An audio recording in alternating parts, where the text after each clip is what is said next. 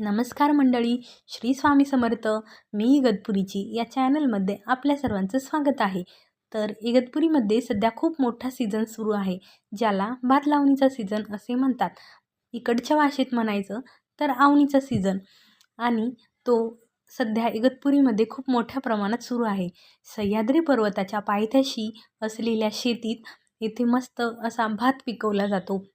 आणि इगतपुरीचा सुप्रसिद्ध तांदूळ म्हणजे इंद्रायणी तांदूळ, ज्याचे उत्पादन इगतपुरीमध्ये मोठ्या प्रमाणात घेतले जाते. सिन्नर-घोटी हायवेने जात असताना रस्त्याच्या दोन्ही बाजूला छानपैकी अशी भाताची शेती आढळून आली. आणि तुम्ही बघू शकता की मे महिन्यापासून पाऊस चालू असल्यामुळे भरपूर प्रमाणात भात लावणीची कामे झालेली आहे. पण तरीही काही ठिकाणी अजूनही भात लावणीची कामे चालू आहे.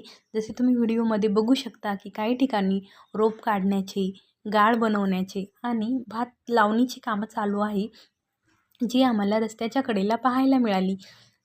भात लावणीसाठी सर्वात पहिले पावसाचे पाणी साठवून त्यात गाळ तयार केला जातो आणि मग भात लावणी केली जाते.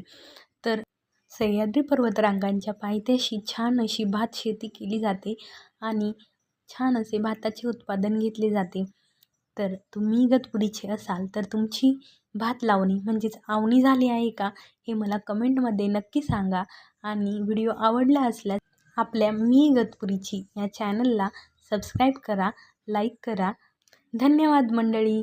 Thanks for watching my video. Shri Swami Samarth.